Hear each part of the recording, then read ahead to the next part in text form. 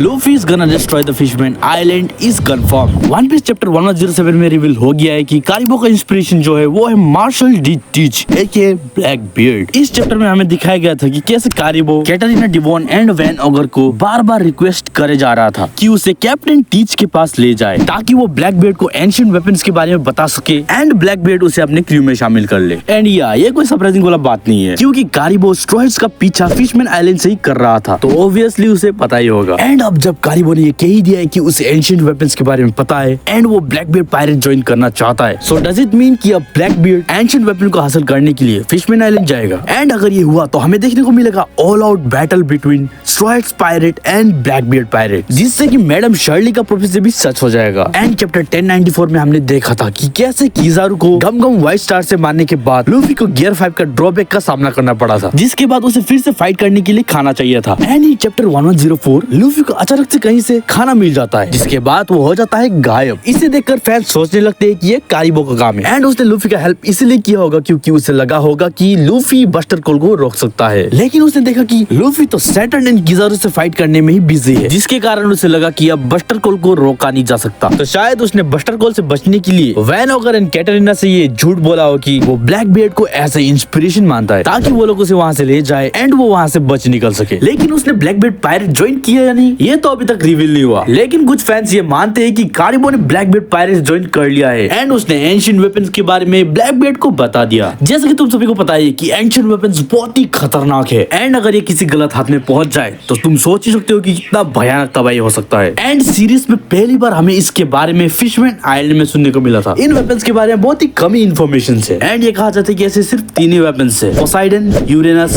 And Pluton. And इन 3 ancient weapons में से 2 का लोकेशन तो हम सभी को पता ही है। पहले है पोसाइडन जो कि फिशमैन आइलैंड में है एंड वो वेपन और कोई नहीं बल्कि हमारे 2 बड़े रसगुल्ले आई मीन शिराओशी। एंड दूसरा है प्लूटोन जो कि वानो में, आई मीन ये वाला वानो नहीं, पहले वाला वानो जो कि पानी के नीचे है। एंड अब बात करते हैं कि अगर ब्लैक बियर्ड को इन 2 वेपन्स के बारे में पता है तो वो सबसे पहले किधर जाएगा, वानो या फिर फिशमैन आइलैंड? जैसे कि हम सभी को पता है कि ब्लैक बियर्ड एक बहुत ही चालाक बंदा है एंड वो अपना मूव सोच समझ कर ही चलता है। अब तुम सब सोच के देखो कि कौन सा आइलैंड उसके लिए सबसे इजी शिकार होगा। Obviously Fishman Island, right? क्योंकि वानो का डिफेंस बहुत ही तगड़ा है, यानी कि वहाँ का samurai army. And on the other hand Fishman Island को देखे तो उनका डिफेंस इतना तगड़ा नहीं है, व्हिच मींस ब्लैक बियर्ड का फायदा। एंड जब ब्लैक बियर्ड फिशमैन आइलैंड पर हमला कर देगा तो ये खबर सुनकर स्ट्रॉयड्स तो जरूर ट्रिगर होंगे एंड चले जाएंगे अपने दोस्त को बचाने। एंड इस all out battle between Black Beard pirates and Straw Hats pirate, अगर लूफी अपना गियर 5 यूज करता है तो शायद उससे फिशमैन आइलैंड तबाह हो जाएगा जैसा कि मैडम शर्ली ने कहा था। लेकिन अगर फिशमैन आइलैंड सच में तबाह हो गया तो फिशमैन किधर जाएंगे? सोचो सोचो। वेल वो लोग जाएंगे वानो। अरे ये वाला वानो नहीं, पहले वाला वानो जो कि था 800 इयर्स अगो, जो कि अब है वानो के नीचे पानी के अंदर। एंड ये फिशमैन के रहने के लिए बहुत ही बढ़िया जगह हो सकता है। एंड फिशमैन आइलैंड आर्क के लास्ट चैप्टर के दौरान रॉबिन ने फिशमैन आइलैंड के रूलर यानी कि नेपच्यून को एक पोनेग्लिफ दिखाया जो कि था एक apology letter from Joy Boy, जिसमें वो फिशमैन आइलैंड के लोगों से माफी मांग रहा है एंड कह रहा है कि वो 800 साल बाद फिर से वापस आएगा, जो कि है अभी का टाइम, यानी कि हमारा Luffy. And Black Beard pirates and Straw Hats pirate का फिशमैन आइलैंड पर फाइट खत्म होने के बाद अगर फिशमैन आइलैंड डिस्ट्रॉय हो जाता है तो लूफी उन्हें ले जाएगा एंशिएंट वानो में, जो कि है पानी के अंदर, जहाँ पर वो अपना सिविलाइजेशन फिर से बसा सकते हैं। एंड फैंस ये मानते हैं कि जॉय बॉय का जो प्रॉमिस था वो था फिशमैन आइलैंड के लोगों को वहां से निकाल कर किसी और जगह ले जाना। एंड आइलैंड डिस्ट्रॉय होने के बाद लूफी यानी कि जॉय बॉय उन्हें ले जाएंगे वानो, जहाँ पर वो अपना सिविलाइजेशन फिर से स्टार्ट कर सकते हैं एंड रह सकते हैं बिल्कुल फ्रीली। एंड जैसे कि हम सभी को पता ही है कि फिशमैन आइलैंड हमेशा से किसी न किसी के अंडर रहा है, चाहे वो वर्ल्ड गवर्नमेंट हो या फिर कोई योंको, जो कि उनकी फ्रीडम को छीन लेते हैं।